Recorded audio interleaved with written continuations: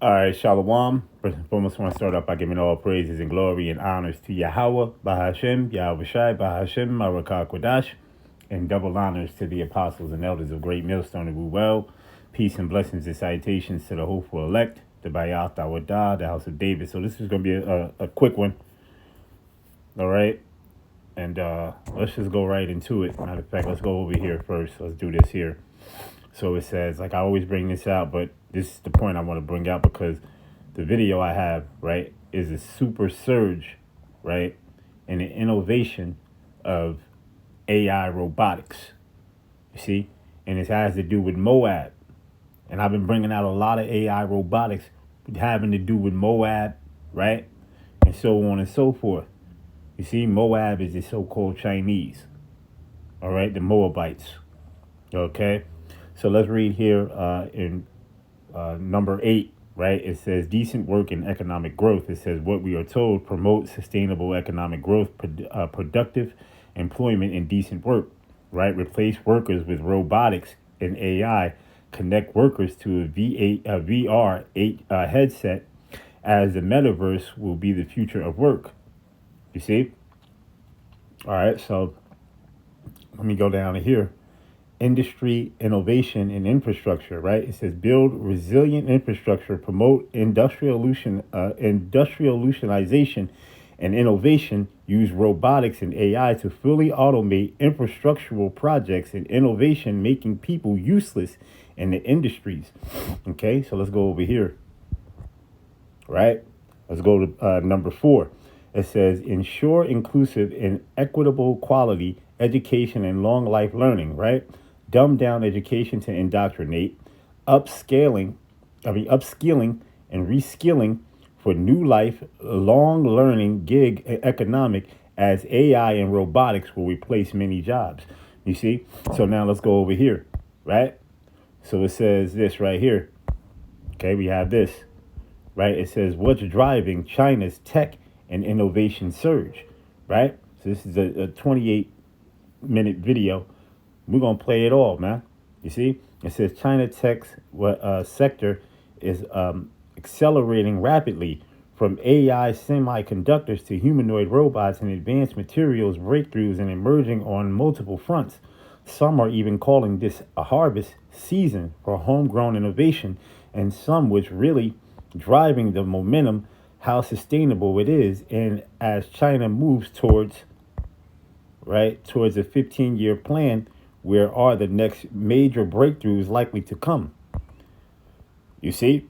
So let's play this here video, man. In terms of innovation, if you look at the ranking, for example, of the 2025, China was ranked the 10th most innovative economy in 2025, ahead of Germany, Japan, and France, according to a report compiled by the World Intellectual Property Organization.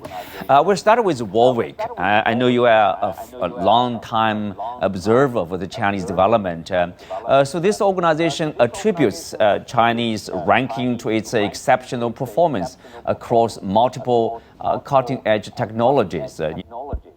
And as you've been seeing a lot, we've been seeing a lot of these humanoid robots. I've been doing a lot of videos on humanoid robots because they want to replace jobs. This is the whole point. You see, they want to chip everybody, throw you in a smart city. Smart meaning surveillance, monitoring, analysis, reporting, and tracking, right? You see, with a chip inside you. See, in a 15-minute smart city, we only go and fit like back in CB19. I'll give you an example, right? Back in CB19, what did they say? Be 15 feet away. That was the key example right there. 15 feet away from one another. Okay? You see? And that's the 15 minutes. So you can only go 15 minutes, a 15-minute radius in your smart city, man. You see? Everything tracked, traced, and controlled by what you call Palantir, Gideon, drones. You see? Pre-crime, right? Go and watch the movie Minority Report. You see? Go and watch the movie iRobot. Okay? With Will Smith. Right? These devils show you right in front of your face, man. What their plans are. You see? And it just so happens to be that China, aka that Moab, aka Chinese, the Chinese, the so-called Chinese, because they're really Moabites, right?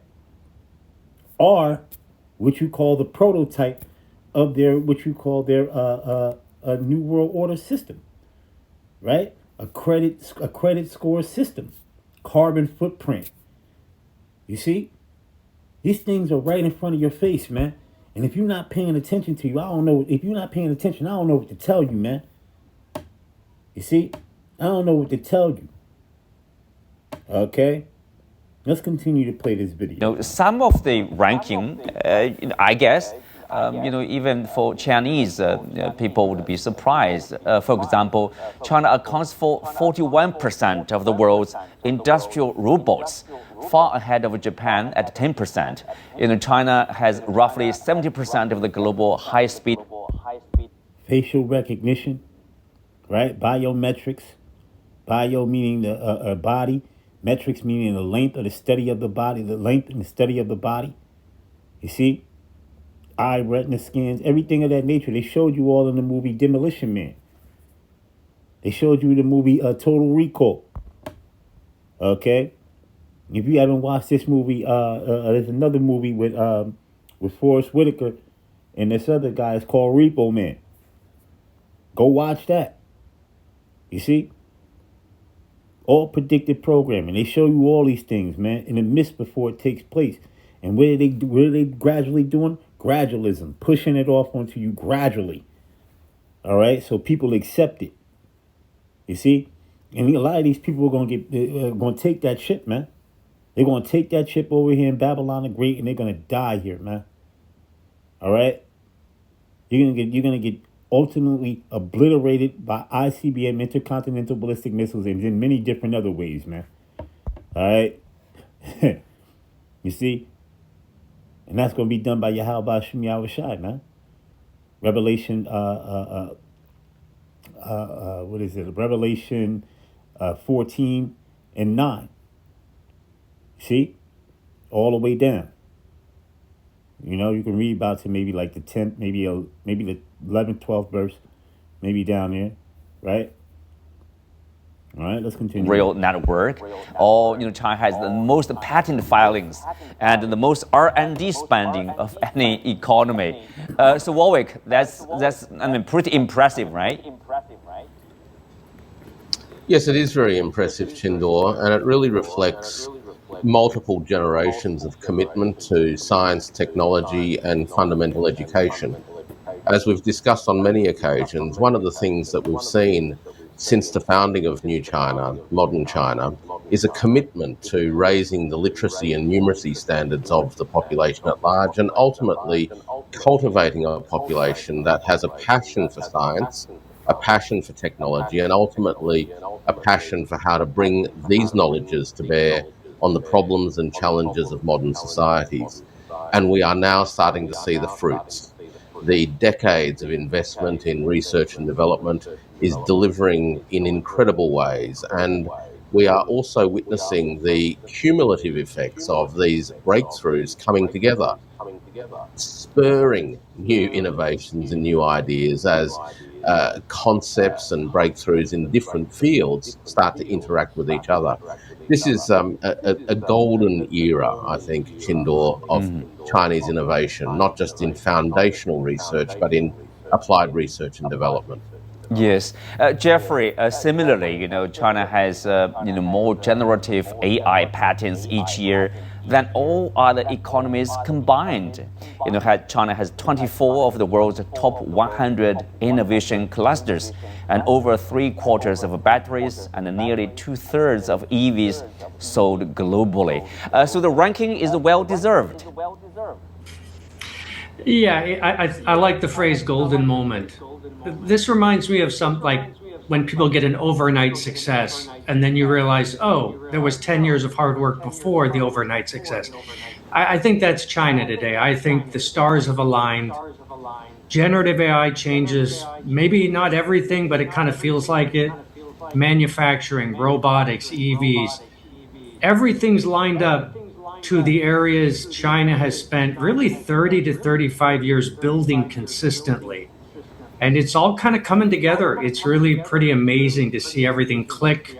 And so, no, the AI stuff doesn't surprise me. The rate of the robotics industry doesn't surprise me. The infrastructure building, we've been watching this for decades. It just all came together in the last really 2 to 3 years. Yes, Michael, as a Chinese, if you look at this, the wave of breakthroughs across multiple fields, like advanced materials, high strength carbon fiber, which is finer than 1/10 of a human hair, and brain computer interface devices entering clinical use. See, brain computer interface devices, man. You see? That's them chips, man. Okay, put inside your forehead, put inside your brain, man. You see?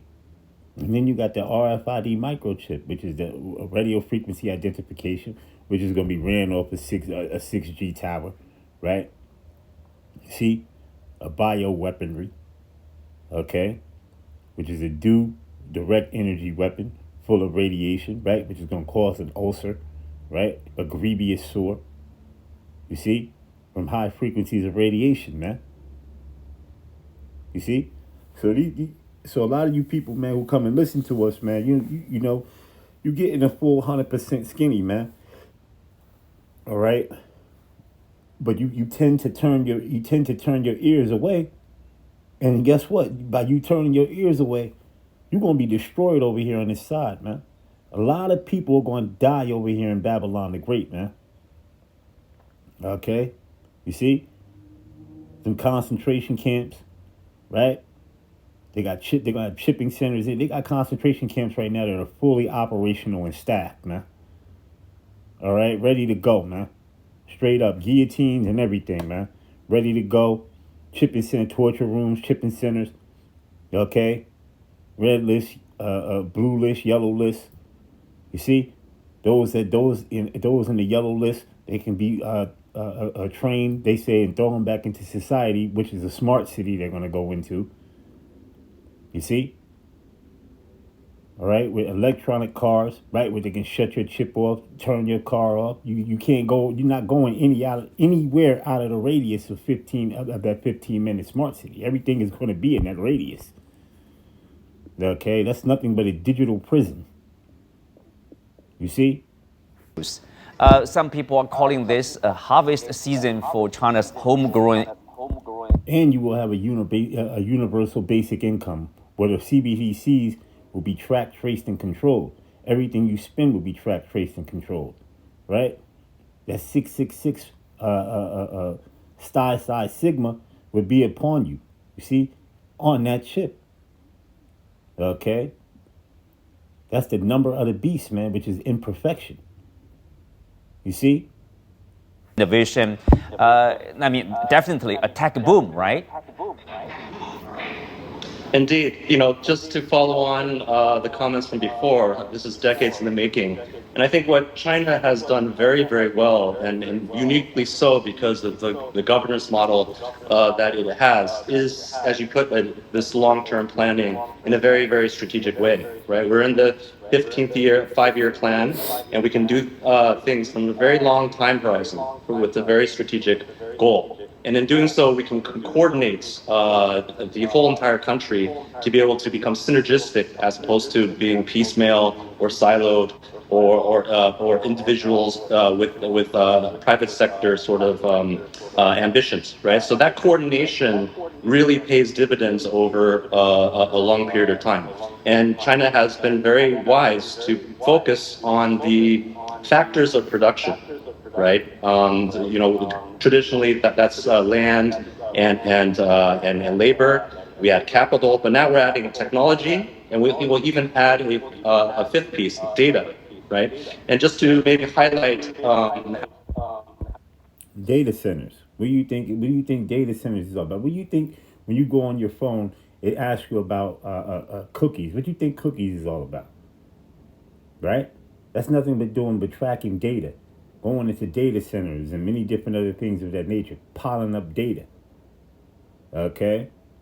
You see?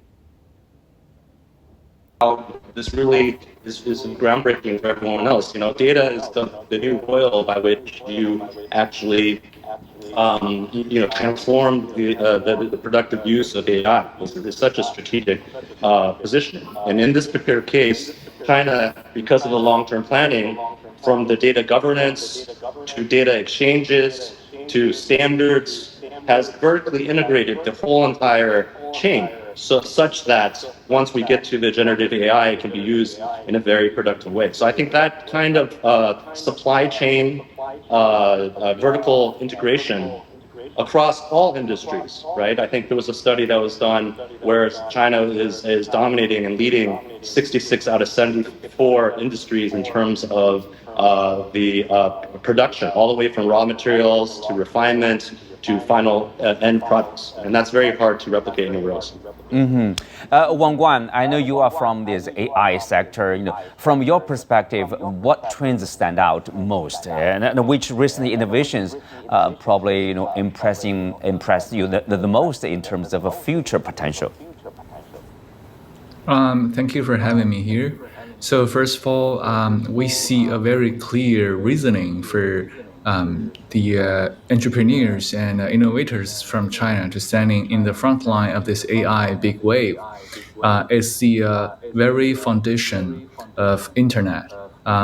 During the past decade, China has spent tons of money to invest in the large-scale mobile network and electricity, the power grid, which make it possible for data to be collected.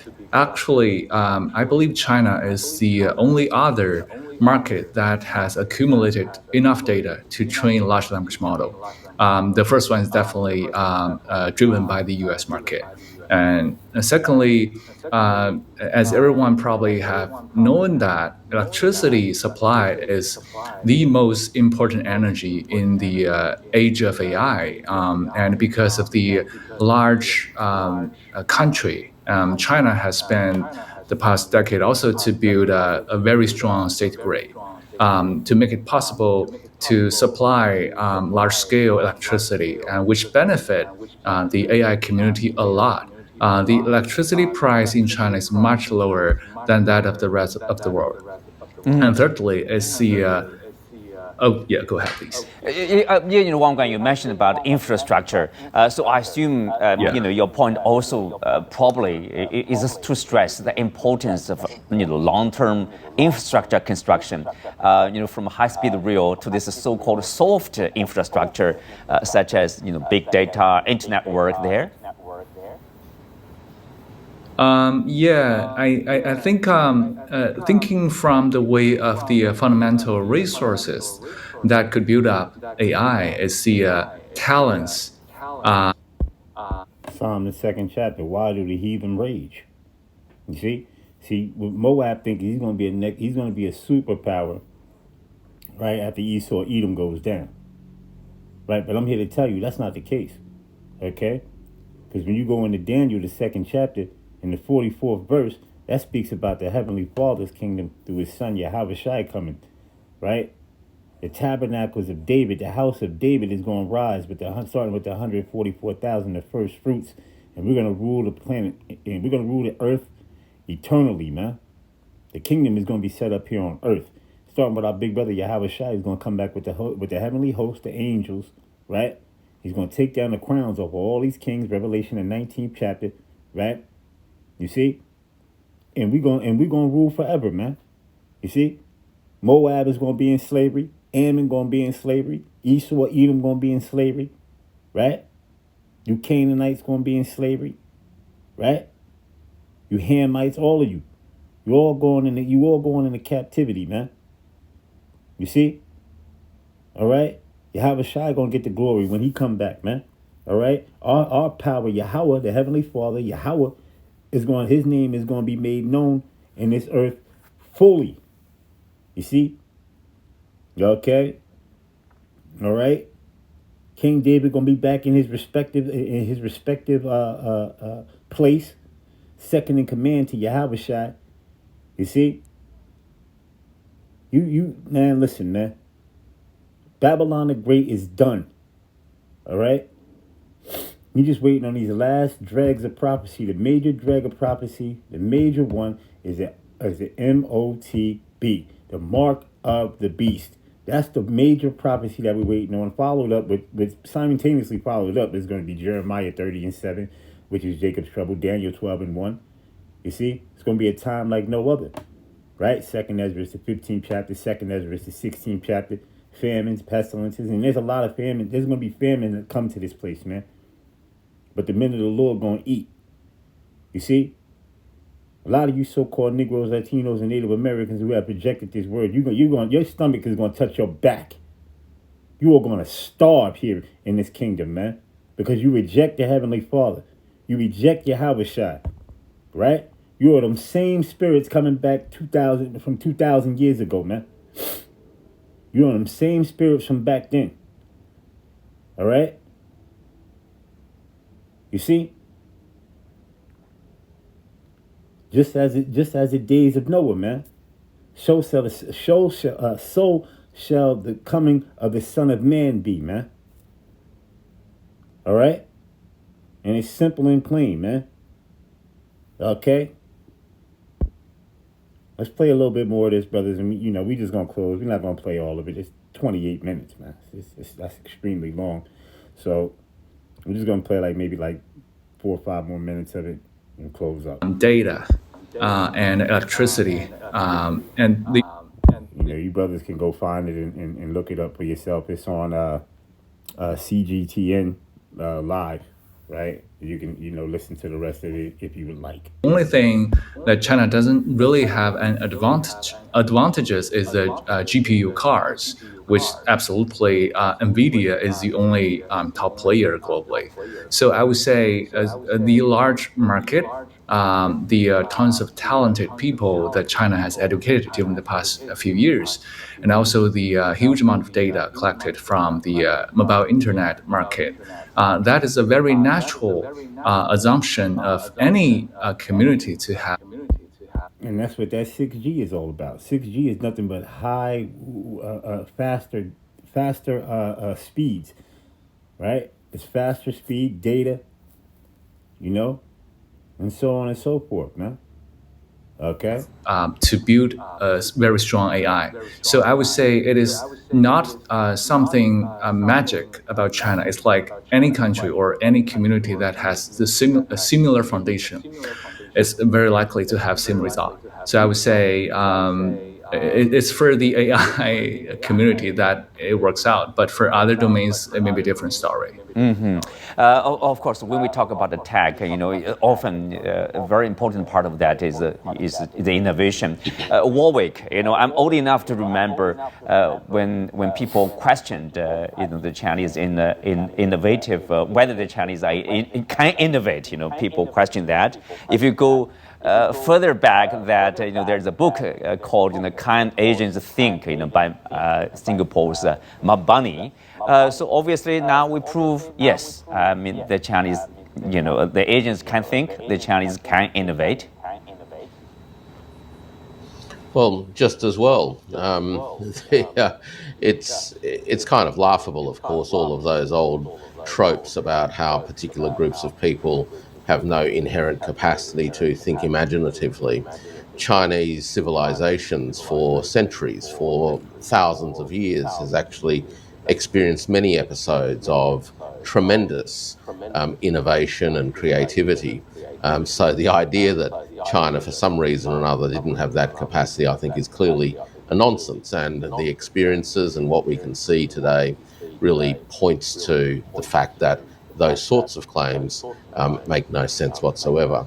I think the important thing to bear in mind is that the foundations that have been laid over the past so many decades have actually made it possible for Chinese individuals, enterprises, and institutions to harness their foundational knowledges, to adapt the knowledges from other parts of the world, and ultimately also to bring their own imagination and creativity to the problems and the opportunities and challenges that people face on not only a day-to-day basis, but also a systemic basis. And so I think what we're starting to see is, as Wang Guan mentioned, the coming together of innovations and capability in electricity generation. And I think this next phase will actually take it another level altogether, because we're now moving into a new era of electrification where Right, the fourth industrial revolution. You see, the fourth industrial revolution. See, the rise of machines, okay, and the enslavement of people. You see, which is going to take over your jobs. It's going to take over everything. You're just going to be nothing but a mere slave, a digital slave in a technocratical, totalitarian government, authoritarian government. Okay?